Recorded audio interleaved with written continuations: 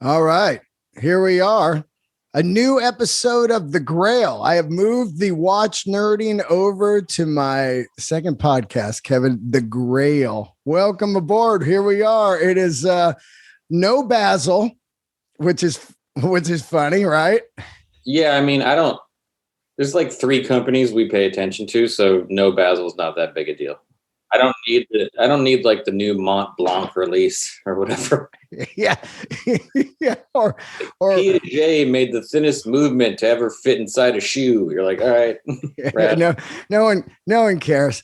Those guys are the ones that are really bummed that there's no Rolex and Patek at Basel. It's all their foot traffic.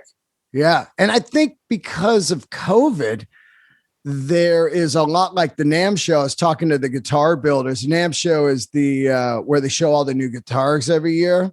Oh, I've been, bro. I went in the 90s. Oh, yeah.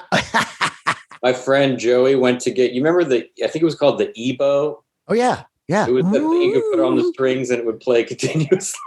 Yeah. we went to the NAMM show because he wanted to buy an EBO. Oh my God. Nerd City. Awesome. For a while, we were like, whoa, this is crazy. You can solo forever. Yeah, that thing's cool, man. I remember even Jimmy Page broke one out for a while. It was like, wow, that's cool. You can see it, like for a big rock star, it makes perfect sense to have it. But I was talking to Billy from Rock and Roll Relics, who's a guitar builder, and he said, since they didn't do NAMM here last year, and then it's coming up again in next January, people are like, I don't think I really need to do that anymore. I had a great year without it. Yeah, I mean, the cost of doing those type of shows is probably a ton. Oh, man, it's like $1 million for a booth and everything for those big people like Fender and Gibson and everything. Yeah, it's like an art fair. Like those booths are really expensive. So if you're doing well without them. Yeah, like I think Rolex was spending something. I don't know. We were reading about it at the time. Was it $30 million to do Basel World or something? Yeah, just like a shit ton of money. Yeah, and then look at Omega. They just go, we just drop a watch on the Instagram and the whole planet sees it instantly. And then it woke up everybody like, wow, we don't have to go out there. Yeah, exactly. And I think it was just it turned into like just one of those long weekends where all these dealers are beat down every day going, dude, how come I can't get a stainless steel sub? They just get to go to Switzerland and like get rid of, party for a while. Yeah, it's just a bunch of like watch nerds trying to find cocaine in Europe. Yeah, that's like, dude, you know anybody handling? Man, I got to Amsterdam. Like it's just that energy the whole time. Yeah, man, it's a different world, but here we are. We've been talking watches since the day we met, and we talk watches all the time. And of course, you and I are old school Tudor fans, and then they brought back the brand years back, and we fell in love with everything they did. They've been pretty much about, I would say, about 80% home runs, wouldn't you? Yeah, I like a simple, affordable watch. I like the under $10,000 range. I like under $5,000 range, a watch you can wear and not worry about having it stolen and stuff. So like Tudor to me is just a good company for when you want to buy yourself like a nice watch that'll last a long time. The Tudor and Omega are now, to me, the only watches that someone like you and I could really own, because I was just talking to my buddy about this on the phone before you got on the show. Even if I got a Patek 5711, there's no way that we could afford to keep it because it's worth so much money that money would change our lives. The flip. Yeah, like it was like owning a Newman back in the day. Like you're walking around with $100,000 on your wrist. And if you don't, like, that's the kind of, if you're a millionaire, rad. Like that makes sense. If you have $10 million, $100,000 watch makes sense. But if you're not really, really rich, walking around with that much money on your wrist is a little weird. Well, especially like I was talking to my buddy about the flip would change our lives. We haven't worked in a year. So you're like, wait, you could make 50 grand on this watch in 5 minutes. Yeah. It's not really 5 minutes because you have to buy and flip and get yourself into the watch world for the last 30 years. Yeah. To even be in the game. I always tell people, they're like, dude, I can't get a stainless steel watch. It's like, well, I've been buying these since 92. Also, you've been like talking to these people for decades, man. And they're cool enough to sell you a watch, but it's like millionaires. They go, okay, I got a 5711 for 38,000. I can sell it for 100,000, but I've got 10 million in the bank. Yeah, that money doesn't change their life. It'd be like you or I buying a $3,000 watch and potentially flipping it for like $5,000. You're like, I don't know. Yeah, right. Exactly. That's why the Black Bay 58 was so great. Yeah, you just need to go buy another one anyways. Yeah, exactly. And that's a pain in the ass. It's why you don't like when you have like a Submariner and it goes up in value like a couple grand, you're like, oh, should I sell it? But then you're like, I'm still probably going to want one. So now I got to go buy one for the new price. Yeah. And if you could get one, you know, or even an older one, you're like, well, I'm selling it at that level. So now I'm buying it at that level. It's like, it only makes sense to sell those watches when you're kind of like done with that watch. Right. Like, I don't really wear this anymore. I do love the watches I love now that you don't have to worry about flip, constantly in your mind of like, God, I could flip the, and you don't have to worry about getting robbed, which recently we saw gunpoint in Beverly Hills at an outdoor restaurant. And Melrose too. And Melrose, guys just shaking dudes down for their watches.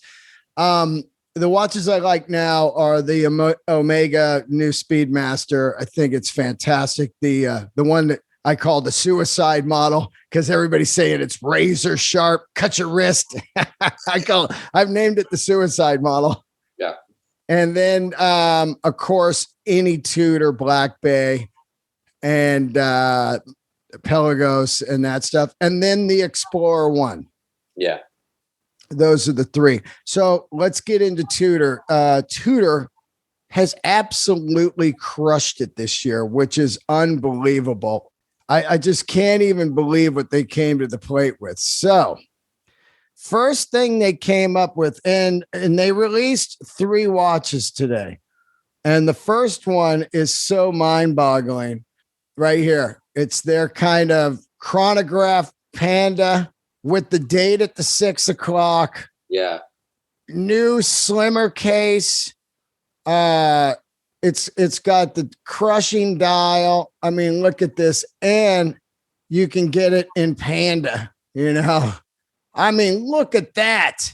That's a nice dial.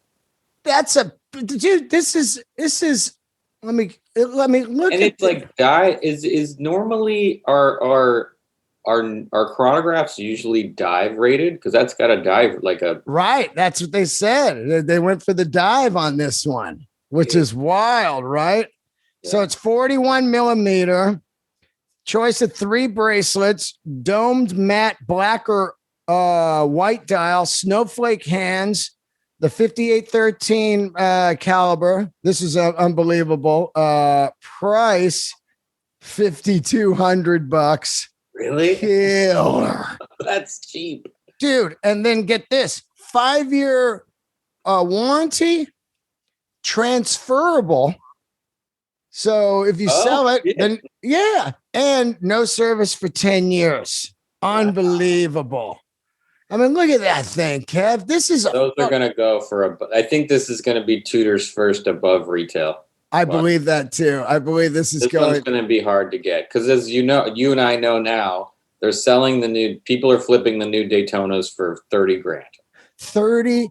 So I talked to some a watch dealer. I don't want to say who it was. They're buying them at 32 grand and selling them at 34 grand. A Daytona stainless steel. Terrible profit margin. Oh my God. I know, right? Well, I think they just do it because they're customers. You know what I'm saying? I was direct messaging with Jamar And because he posted a picture of Gerard from like way back in the day. Yeah. And he had that, remember that burgundy zip up Gerard wore like everywhere? Yeah, and I was this is the Adidas. This is how I think of him, is that burgundy thing. And he was like, dude, for real. And I go, tell him his watch is worth $30,000. Yeah, so he knows, right? Yeah, so like put that on your insurance. Okay. I truly believe that since the Daytona is impossible to get, that this is going to make this thing fucking insane. Now, do you go the black or do you go the white? Black. Wow. Okay. That's how I've to me, like if I could get a steel Daytona, like a 90s one, I'd go black dial always. I like the white dial, but I've always liked the black more. That's like the first one I saw of that model. And I was like, shit, that's a nice watch. Hold on. Which by the way, Bobby Kelly, he's on Tudor. Hilarious. I see you liked it. Let me change your mind though. Ooh, there it is. Man, I still get black. Wow. Okay. Because it incorporates. I just like the way it like sticks with the dial. It looks so good, and the hands stand out better. Yeah, you know what? This one does look good because I don't like the black Daytona because they don't have the white subdials. Yeah. So it's like a ghost. You can't read it. But look at that red second hand, dude. The red. That is so readable. Look at that. And the red writing. Oh, and then the date, dude. This is the date is nice. I almost like this better than the Daytona because of the date. Get the date. Oh my God. All right. So 41 millimeter, that thing right there. I'm predicting that's going to go for about 8,500 on eBay. Yeah, easy 7 to 8 probably. Yeah. I don't know what Tudor's production is like, but maybe they'll make a lot of them because that's going to be an in-demand watch. Because that watch competes with a Speedmaster easily. That's right. They're right about the same price. So that's big competition for a Speedmaster if you're looking to get a new one. So like I could see them, it'd be smart for them to make a lot of them. Yeah. Well, I did talk to, I didn't talk to somebody. I watched a kind of Tudor, like expert on YouTube. And he said that he's followed Tudor in the last 5 years and sees what they do. They make them hard to get at first. Mm-hmm. For like the first 8 months, like the Black Bay 58. Can't get it. Oh my God, I can't get it. And then he said, if you just wait about a year, all of a sudden they're everywhere. Yeah. So do not overpay on the Tudor because you will lose in a matter of 1 year. Yeah. And he said, good example is just look at all the Black Bays on eBay right now. You know what I was looking at the other day is that blue dial Monte Carlo one again. Oh, dude, that's fantastic. So cool. It's so cool looking. How great is that? But it's scheme on it is so cool looking. Oh, it's fantastic. Yeah. All right, let's get into the next Tudor release. Pretty damn badass is coming at you right now. Let me get this here. It is a sterling silver Black Bay. And it is a taupe dial and bezel, which I call Gertie color. Uh-huh. It's the Gertie dial. Right. And it's sterling silver. It's amazing. A sterling silver brushed 58 with a open case back. Oh, really? Yeah. Is silver heavier than steel? You know, I don't know because I think it might be because look at Good Art, all those bracelets they make, they're pretty heavy. Sterling silver watches were a thing that was like, that's like 1920s. Like no one's done that in forever. Kid hit me and he was like, how are they doing this watch for 4,300 with an in-house movement? It's solid silver. Like it's not like over steel. No. Check it out. 39 millimeter sterling silver with open case back, a choice of 2 straps, dome dial, matte frosted taupe, $4,300, dude. And I watched a video on it. Now, Tudor has an excellent 6-minute video on their 3 new watches. Yeah. But I love this. The bracelet would change the price probably a lot because it would weigh as much as the watch already does. It would weigh like 5 pounds if you had the sterling silver bracelet. That's interesting. But how do you like that? It's nice. I mean, it's totally nice looking. I love it because it's I think taupe is cool. It's kind of a gray brown, just that kind of mid-century mod color. That was good to have like a lot of different straps for. Right. Yeah, like military, blue, brown. Yeah. You get away with green. Yep. There it is. So that's really cool. The Black Bay and now here's something I really like, which I didn't think I was going to. It is the Tudor, the green 18 karat gold, green bezel, green dial, brushed gold. So it's not shiny. Oh, it is unreal. So there's no shine on it. It's like that brass one they made. Yeah, that's pretty. Those hands are really nice looking. Oh, those are hands. Their first time ever. 18 karat hands. What does that cost? 14.3 with the gator band. I love this. Yeah. That's a good like hefty gold watch for like a bigger person. Yeah, right. If you're kind of a big dude. I just think it's like the brushed gold. I always loved how those old the old subs looked, the gold ones, where they had matted out. There was no more pop. Yeah. So that was fantastic. Yeah. How do you like that? I think it's good. I mean, it's a little too big for me. Right. But like, I love the way it looks. Like it's 39 millimeter though. Oh, it is? Okay. Yeah, it's Black Bay 58, same body. I think that's a good, if you don't want to like wear like a dainty gold watch, Right. Like if you're kind of want like a robust gold watch, it also like that kind of gold goes well. That watch goes well with just like normal clothes. Oh yeah. Denim, dude. Denim and a matte gold watch. I got the price wrong. Sorry. It's 16.8. I don't want to get a bunch of, it's still a lot of gold for not a lot of money. I know, dude. I know. Okay, so those are the three incredible. Tudor killed it. Wouldn't you say? What was that model at the end of the video that just is like on a strap? I've never seen it before. Is that the Black Bay with? No, it's not a Black Bay. It's something else. On a strap. Oh, you mean this one? It's their. Yeah. What is that? It's called their 1926. What the hell? That watch is like, that's my shit right there. Well, here's the weird thing. Look at the sizes it comes in. 28, 36, 39, and 41. And it's got a fucking, look at the dial. It's honeycomb. Yeah. Honeycomb dial, dude. Fucking something. Steel. What do those cost? What's the 36 cost? Dude, this costs $1,800. Come That's on. What I'm saying. Look at that thing. It's killer. Like if you just want a nice watch to wear to work, that is it. When you're in the garage painting, dude, there it is. That's a wonderful daily wear watch that will last a long time.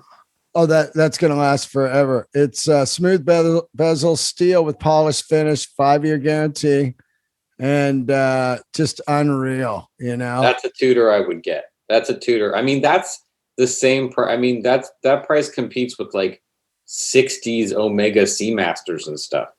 And you would get 39 millimeter, right? I go 36. Whoa, 36. Yeah. Yeah. Well, what are you wearing today? This is this old Citizen from the 70s I got from Japan. Oh, rad. Called the Citizen Homer. Oh, so great. Okay. So that's our tumors. That's our tumors. Tumors we get from an Apple Watch. Yeah. All right, let's get on to the next now. Rolex. There was a lot of rumors on Rolex. Let's go through some of the rumors. First rumor was white gold Coke. Right.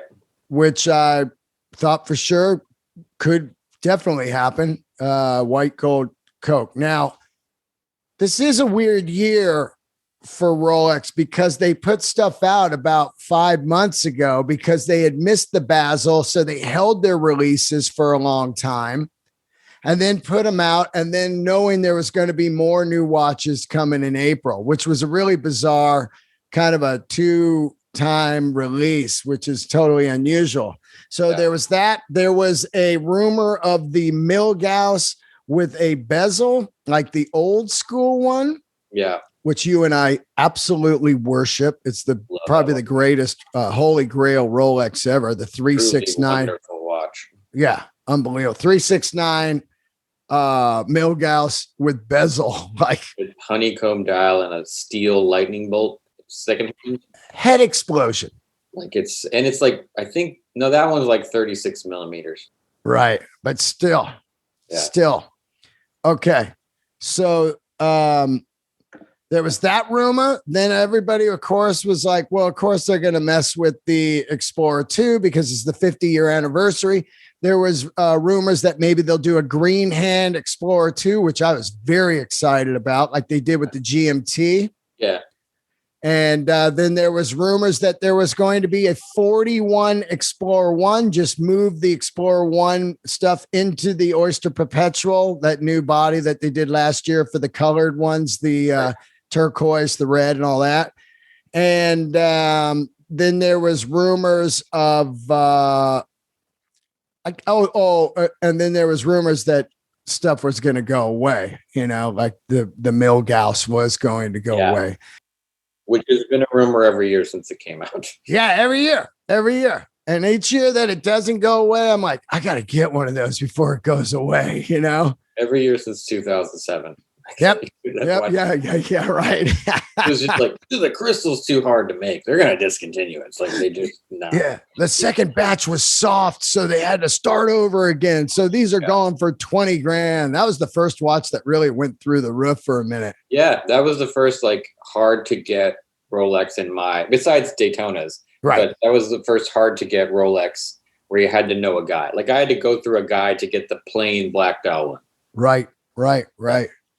Okay, so I would say that this was the first time in years that Rolex really dropped the ball in my eyes, because I think it was just they did not give the proper glory to the Explorer 2 for being a 50-year anniversary watch, which is kind of crazy to me. All they did was moved it into a 42 millimeter body and gave it the 42. But it was, what was it? It was 40. Okay. And then they gave it the new movement, the 3230 movement, because they're getting rid of all the old movements. Yeah. It's all going to be 3230. So they basically it looks exactly the same. So if you see it on somebody's wrist, you're not even going to notice that it's the new one unless the size really pops, but I don't really see it. Now, they stuck with the orange hand. This is a picture of it here, which just looks like the Explorer 2 from last year. To be honest, that dial looked too big already. Now it's going to be a monster. Well, I always hated I bought the new one years ago, right when it came out. I thought I loved it. And then you looked at the dial and it was always wrong. And the reason it's wrong is they have the jumbo markers. Yeah, the markers are too big. And so then it makes the hands look too blunt and fat and weird. It was never a beautiful dial like the old Explorer 2s, which I love, the Steve McQueen's or whatever. I wonder if this will make that older model kind of way more desirable, because why would you want this beast? Right. And why is Rolex going up in size when the size thing is kind of over? There was. I read an article recently about how watches are all getting smaller. Like companies are moving away from it. Right. And look at Rolex. Their Oyster Perpetual went up to 41.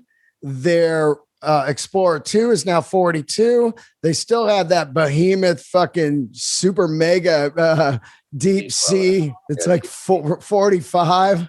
How big is the Daytona? Is it 40? The Daytona's 40, but remember they put out that Sea Dweller anniversary, and it was like with the red writing, and no one talks about that watch at all anymore, at all.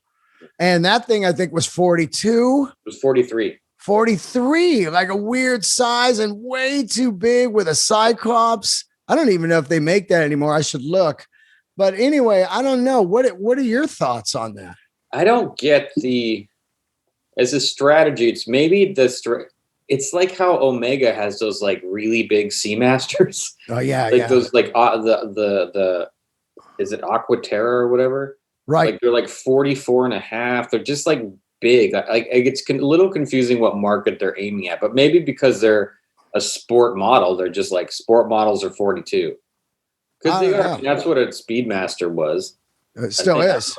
Yeah, still is. So like maybe that's just like a normal size for a sport model, and then they're going to try to go like smaller with everything else. But it's not. Yeah, I don't get it. And to do it with that model is weird because it's already a model that's not. It's the least desirable sport model by far. Oh yeah. Oh, by far, the man. Explorer 2 is the least desirable sport model of all the Rolexes. Even the vintage ones are a steal. Yeah, they're the cheapest of the sport models always. Always. So if you're not going to update it with something like really noticeable, I don't understand the point. Nope. I don't either. I was really hoping that they would give it some glory for the 50 year. I was hoping maybe they would do like the old school one, like the Steve McQueen, man, or green hand. If that thing was 40 with a green hand, I would probably, and smaller markers, I'd be like, wow, this looks great. Yeah, it's weird because it's not like it doesn't take work to update because they have to update the dial if the case is bigger. Right. So you're already redesigning the dial essentially. I can't remember. Is it maxi dial on the old vintage ones? No. Because they look great. No, that dial, there was never, the markers on the Explorer 2s were always normal size. And the McQueen one doesn't have round markers. It's all rectangles. Oh, that's why it looks so good. You're right. It's You're like right. I think the 6 and the 3 and the 9 are just like the rectangle markers. Yeah. And then it's like little dashes. And then I think there's a triangle at the top. I don't remember. Well, they did something really interesting.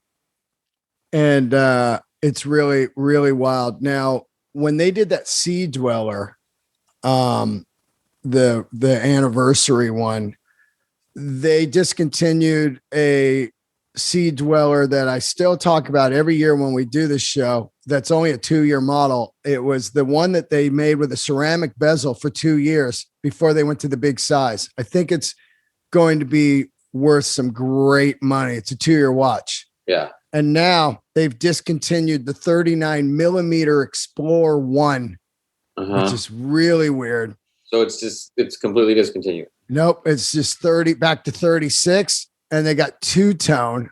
No. So two-tone? No. Yeah. No is right. They got a two-tone and they have the stainless steel and it's got the new movement in it. And it's look at this two-tone, dude. That is a mess. That looks like something Tudor would have done like before they got hip. That looks like a watch you buy at like the mall, like at Macy's. Yeah, a Movado. It is like an Esquire. Like it's the one they try to make look like a Rolex, but isn't quite there. It also looks like a bootleg when you'd get it down in New York, in the canal. If you're gonna go two-tone on the Explorer or at 36, it should be on a Jubilee. Right. That would be cool because you used to be able to put the old 1016s. People wore them on Jubilees all the time. So they went back to 36, which you would love. I love that. That's cool. Fucking great. And it's 6450, man. Look at that. I mean, if you can get it, but it'll be $8,000 easy. Yeah, right. But maybe 36 will make it less desirable. But I don't know. The date just at 36 millimeter date just is just as hard to get now. Well, here's the weird thing. Now we've got this weird gray area of the 39s that are going to be worth money. We have the one that you kept saying to buy, the shorthand. The shorthand one. So that's going to be crazy now. I see. If they're both discontinued, I think the long hand will be more desirable. Wow. You think so? Because it is better looking. Oh, yeah. Oh, yeah. It's better looking. The shorthand one, because they only had that for 2 or 3 years, maybe. Right. 3 years, I think. And then they got rid of it. But I think both of those are going to be, everyone who has one's going to hold on to it to see what happens or whatever. Yeah. Yeah. And what a watch, man. The 39 millimeter Explorer one, I think is one of the greatest because I never go 36. My first Rolex ever was the 36 millimeter Explorer one, right, first ever. And that was standard what people wore back then. And I when I got a sub, I was like, this is huge. Yeah. Sub seemed huge in the 90s, dude. Sub was big. It felt big, man. And Explorer 136 was normal size. Matter of fact, people like you and Jacob Dillon, who loves the Explorer 136, it just looks normal on them, you know? Yeah. Yeah. So that watch is gone. The 39 millimeter is gone. That's a weird decision. That is. It's a really popular watch. Well, I definitely think that the rumors were right when they said they're going back to 36, but I thought they would go 36 and 41. Yeah, that makes sense. Totally. It's a shame because that size was the perfect size. If you didn't want to buy a sub, like you didn't want to have a sub like a lot of people have, and right. You wanted a Rolex, a really simple, decent sized watch that was in 36. If you don't have a small wrist like me, so 36 feels small to you, that was the perfect size. Well, it might push some movement to the Air King that really didn't sell. That may be the strategy. No way you bought that Air King. Yep, it's 40 millimeter. It's the same price, $64.50. Yeah. And you get basically a 40 millimeter stainless watch, you know? It's the exact same watch. Just have some extra numbers on the dial. It's exact same watch and same price. Yeah. Okay. So they got rid of the Explorer 1. They updated the Explorer 2. And then that's really all they did other than some dials. They did this weird leaf dial. Did you see it? Yeah. Leaf dial. You know, I love a Datejust. I know. My favorite watch, and that is garbage. Leaf dial, dude. I don't get who told these companies that green was the color. Every company's got a green, because there is like a thing where like the people predict what the hot color is going to be. Right. They did it with blue. I don't give a shit about palm fronds. What is that dial? No one wears a Rolex to the beach, man. You're going to get sand in it and shit. Yeah, it's like Tommy Bahama dial. It would be cool if the dial was like white or like cream with green palm fronds, but like light, it's not. I'm not into it, man. Not at all, man. What? Look at that.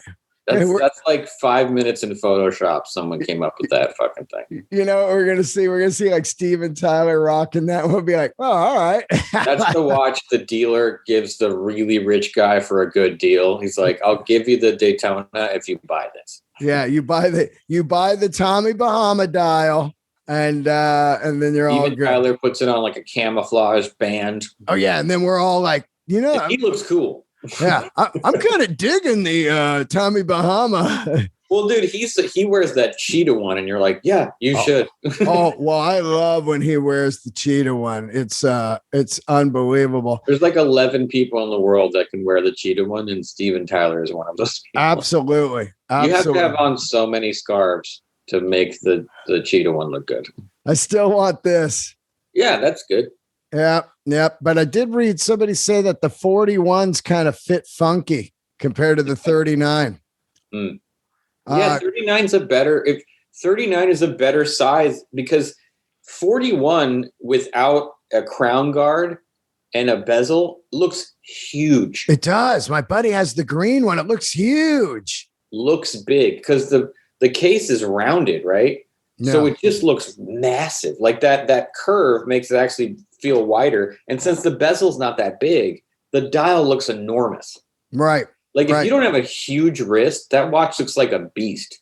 Like it's like that thing where it just like hangs off kind of off center. Oh, I hate like that. when women wear a big watch, it like looks cool like that. But like if I want like a kind of the Oyster Perpetual to me is like at 39 was the perfect one watch. If you only have like one, you want just one Rolex. It went with everything at that size.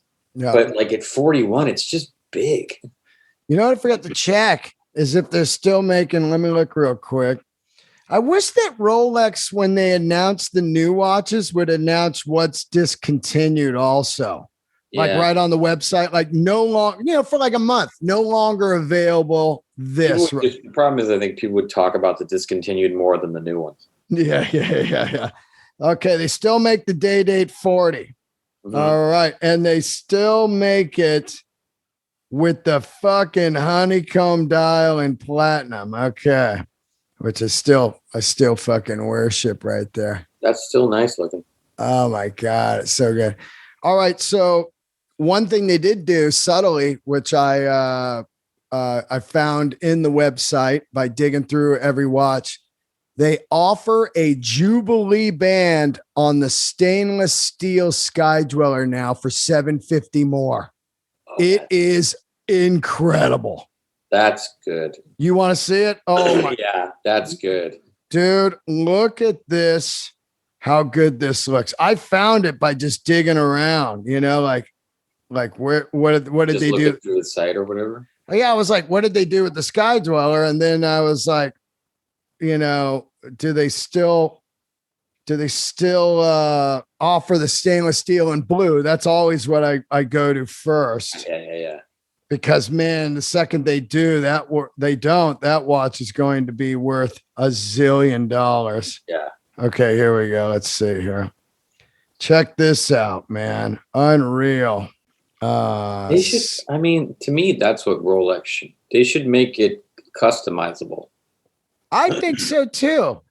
And I think that the more that they would do that it would get rid of the gray market because people would be like way less flipping because everyone's watch would be so personalized. Right. That it'd be harder to find one you really like. Here you go, buddy. Ooh. Oh man, that's good. Ooh. That's good. There's nothing better than that. Look at that with the First of all, that's going to make this watch 1,000 times more comfortable. Yeah. It's only $750 more. Yeah.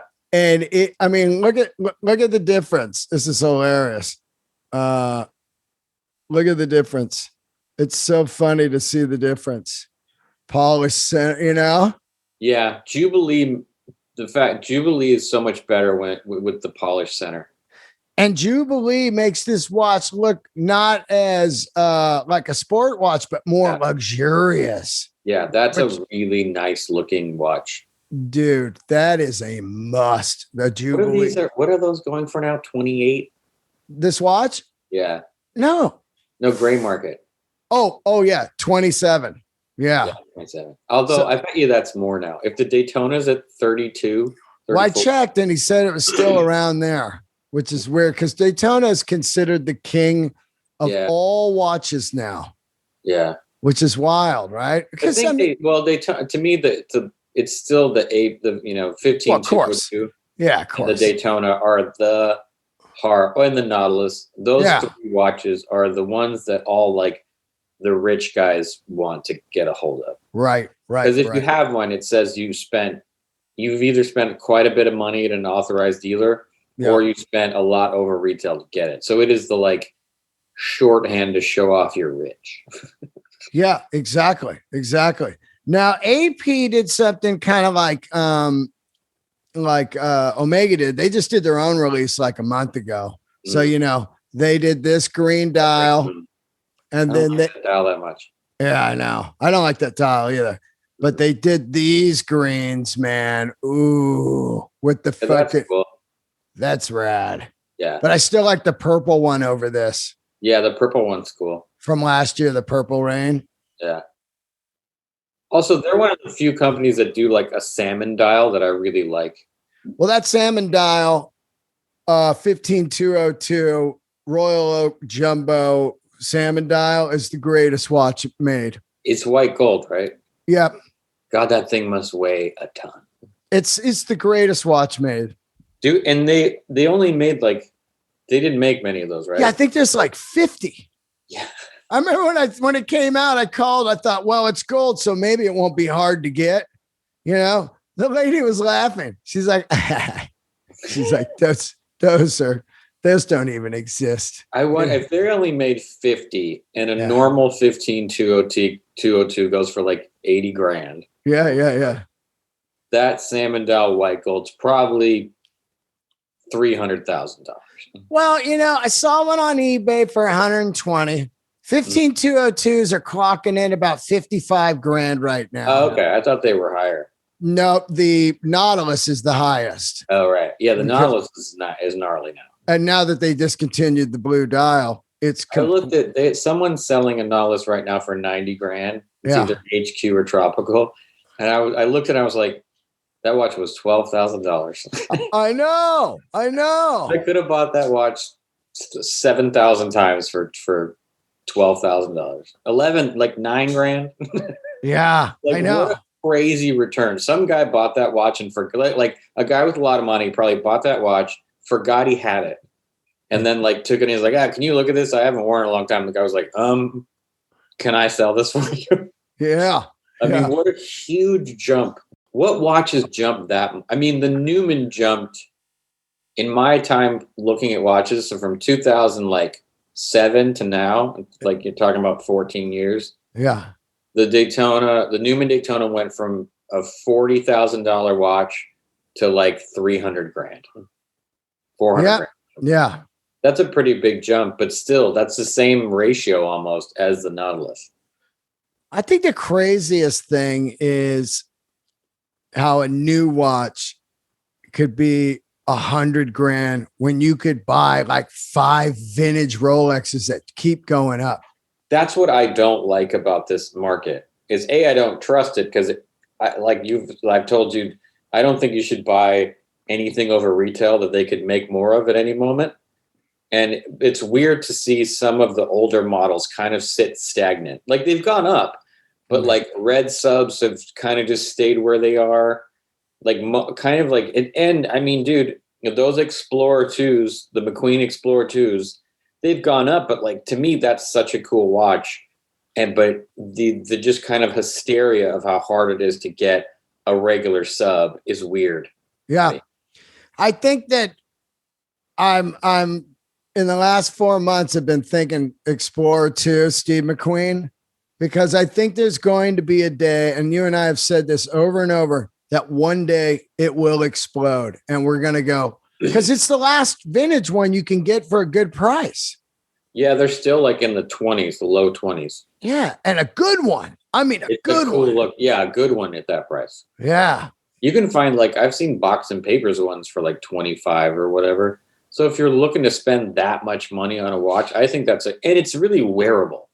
Oh. Like it's just a cool looking watch. Whenever I see every once in a while, once a year, maybe I'll see someone with one of those watches. And I'm always like, hey man, sweet watch. Yep. And they're always like, oh, thanks, dude. I really love it. Like, I think it's the watch that like, once you have one or like once you've had different watches, like I think someone who has a decent collection, the last guy I saw who had one, he also had a Batman and he had like a 1675. And he's like, oh, I wear this more than any of them.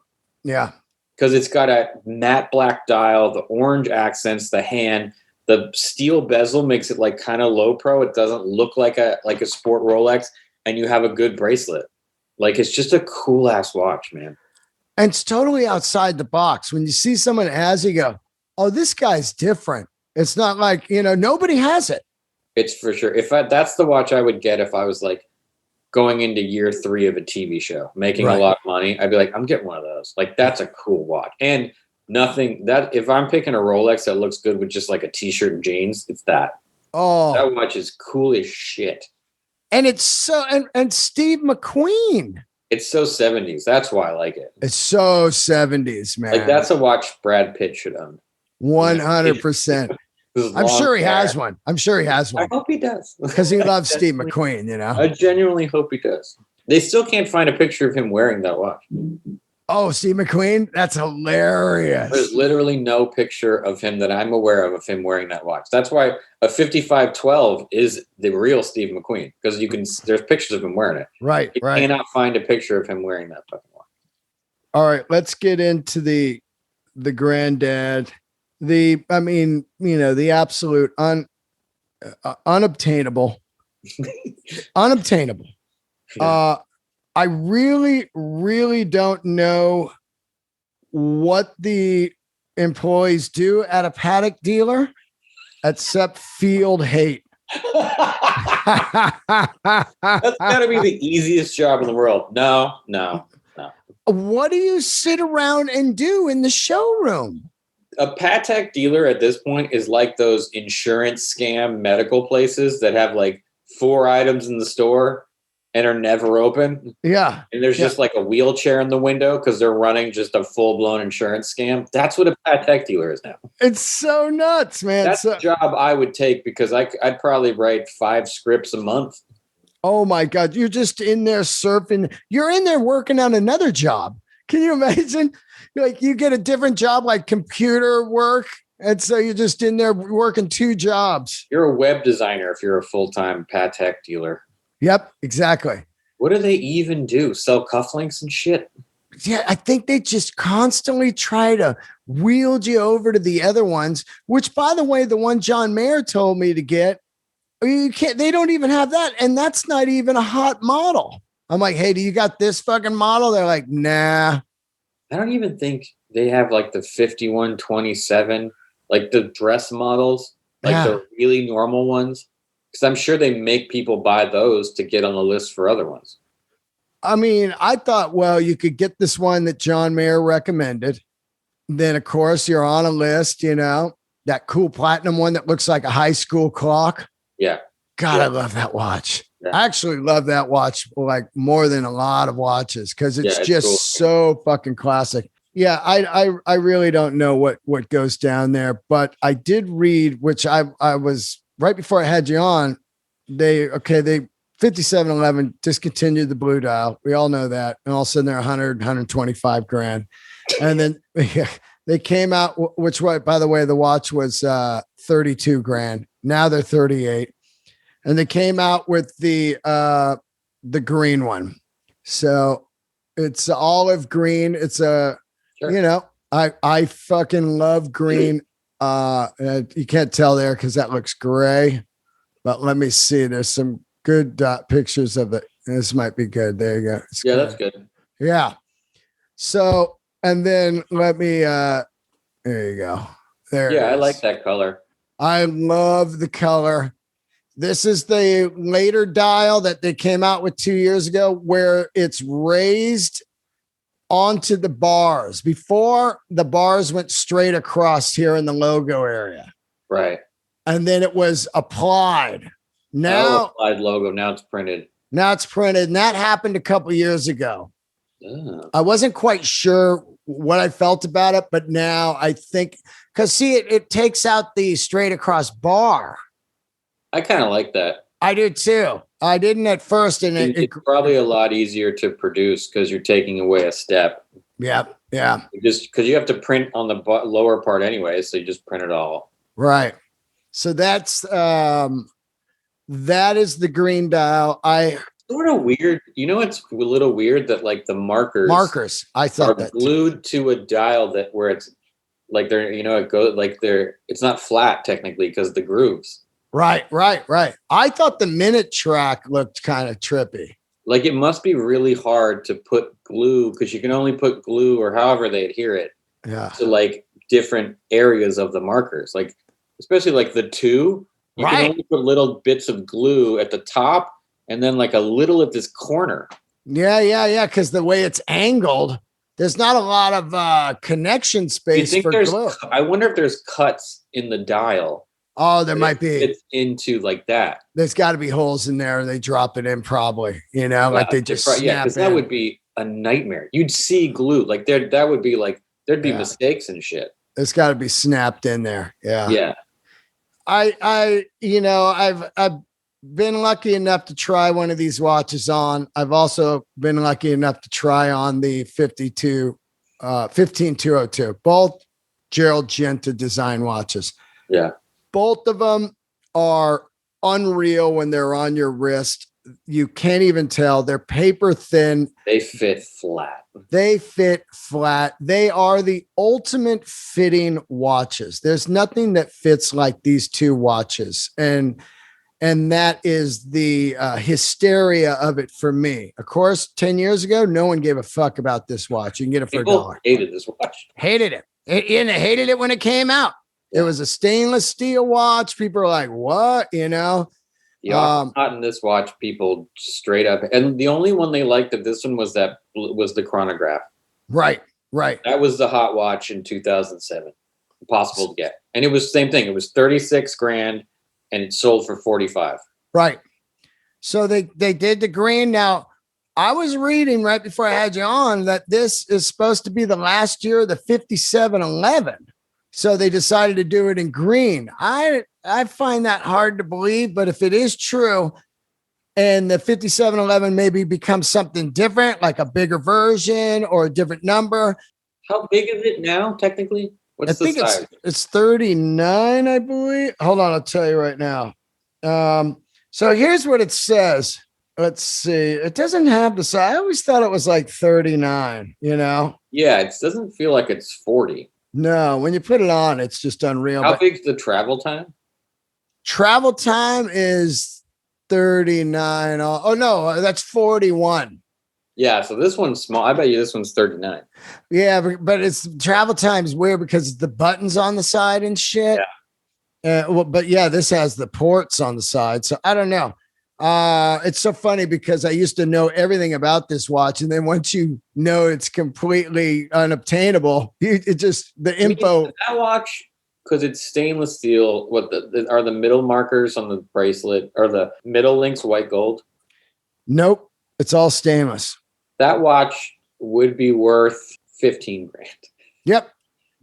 I mean, really? Is it even really? Like that should be a $10,000 or $12,000.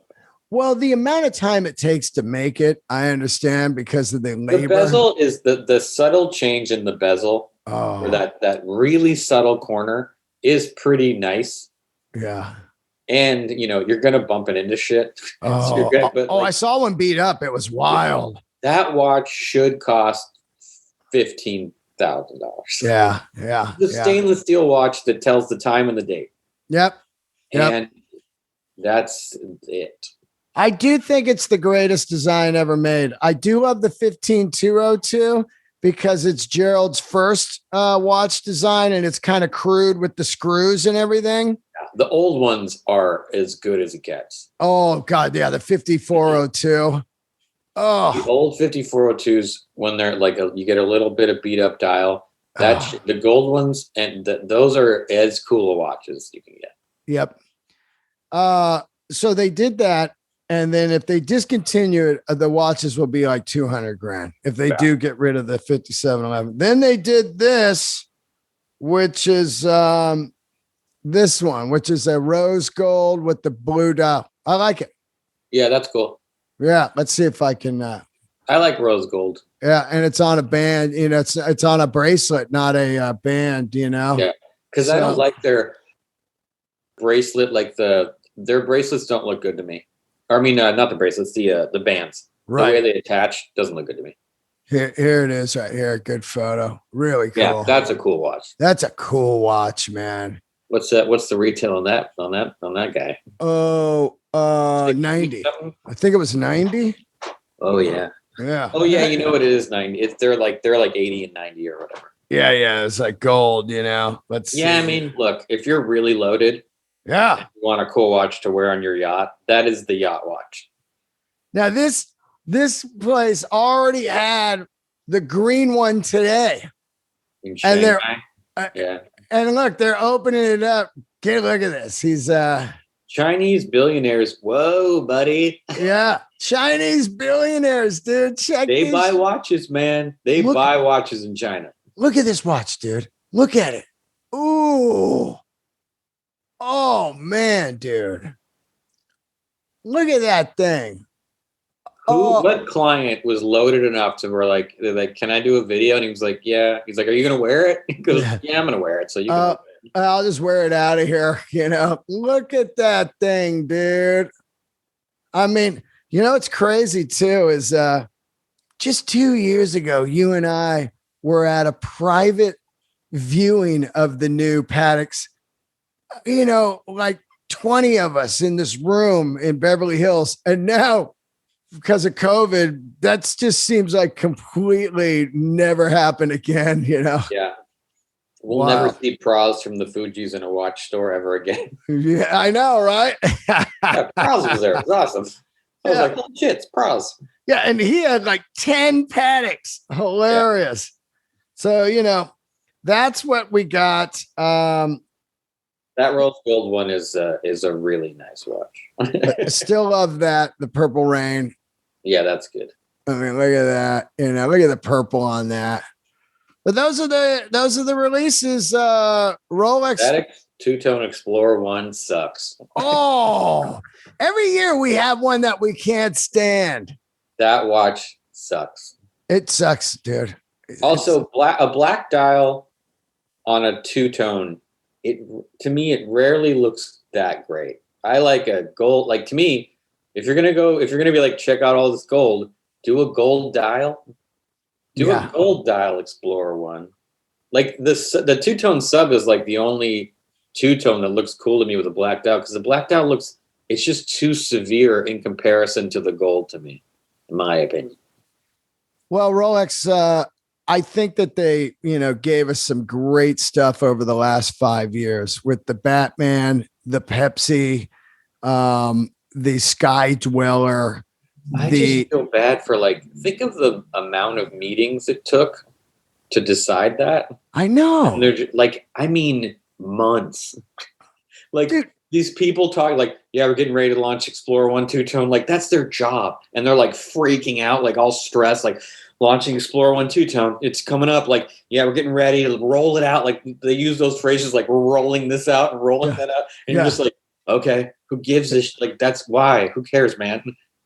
I would give anything. I would sign all the NDAs in the world to just sit, to be able to talk to the people at Rolex who decide the new changes. I just want to sit there and be like, oh, that's why. I'm sure there's reasons. They're well, this market buys this market buys this market buys this. This is our market share. This is how many. It's got to make sense. It's not like they're idiots. Yeah. I just want to know the rationale. It's I used to think that with Harley. Yeah. I would sit around, look at Harley, the paint jobs, and I'd be like, barbed wire and tribal in 2006? What are you doing? It was 2006 was 55-year-old men buying that shit. I know. And they wanted that. So it is some of those dials, they're not for I don't think the American market is a big concern for Rolex. I don't either. I'm sure they care about it, but it's gotta be less of a thing they care about. So those dials and those changes got to be for just other places where they sell tons of stuff. Yep. They're way more concerned. It seems like watch companies in general are much more concerned with Asia than they are with the US. Asia and Europe, Yeah, I believe that too. I'm floored by this green dial. You are right. It's weird that how watch companies it was blue dials, everybody was blue dialing, then now it's green dial. I wonder if it's just dominoes. They find out someone on the inside's Patek's going to do a green dial, so then every other company's shit, we got to do a green one. I think that this green dial 5711 behind me, this is just me, I think it's my favorite watch I've seen in years. I'm a green freak, everybody knows I love green. I think that this thing in the sun would probably look insane, and at night it'll look black. The great about green dial, it goes with all black clothing and goes with blue clothing. So you can all your jeans goes with all your jeans. Yeah. Because that's my problem with blue dials is if you wear a all black, it doesn't necessarily look that cool. Yeah. But green's a great color like that. I also love the Timex Snoopy line going on right now that you and I put out a new one today, a new quartz one. It's like a 70s body. It's a little bigger. Timex is kill. I wish they were slightly smaller, but they're doing a really good job. They are killing it with the Snoopy stuff too, if man. You want an inexpensive watch? A Timex is where it's at. Because they also have that I forget what it's called, but the 70s reissue one. They have it in manual wind and quartz. The manual wind's 40 millimeters, but the bracelet, because I have the Snoopy one, fits so well. It's so comfortable. What a great job Timex is doing, man. Yeah, I mean, I see people with one of those. I'm like, you're cool. Yep, exactly. Like that's just, to me, that's just, you have good taste and you don't care that it's like not a super expensive watch because it just looks cool. It's just a fun.